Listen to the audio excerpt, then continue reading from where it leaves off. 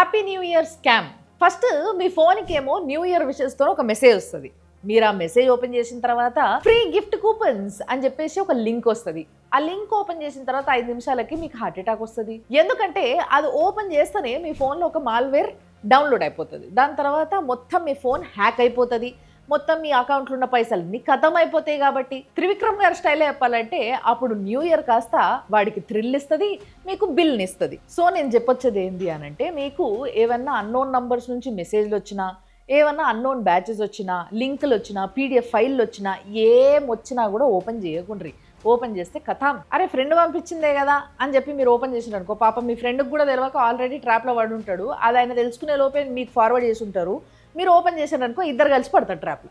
ఏందక్క మొత్తం న్యూ ఇయర్లో కూడా బ్యాడ్ న్యూస్లో చెప్తావు, ఫస్ట్ ఏదైనా మంచి గుడ్ న్యూస్ చెప్పొచ్చు కదా, ఏం లేవా అని అంటే ఉంది డెఫినెట్గా. ఎన్నాళ్ళకి ట్యాక్స్ పేయర్స్కి అరుదైన గౌరవం దక్కబోతుంది. ఎవరైతే కర్ణాటకలో హ్యాపీ న్యూ ఇయర్ జరుపుకుంటున్నారో, బాగా తాగిన తర్వాత ఇంటికి ఎట్లా పోవాలి, క్యాబ్ బుక్ చేసుకోవాలన్నా ఏం సంగతి అని ఆలోచించాల్సిన అవసరమే లేకుండా ఒక్క ఫోన్ కొడితే పోలీసు వాళ్ళే గౌరవంగా వచ్చి మిమ్మల్ని కారు ఎక్కించుకొని తీసుకొని పోయి మీ ఇంటికాడ వదిలిపెట్టేసి వస్తారనమాట జాగ్రత్తగా. కర్ణాటక హోమ్ మినిస్టరే స్వయాన అనౌన్స్ చేసిండ్రు,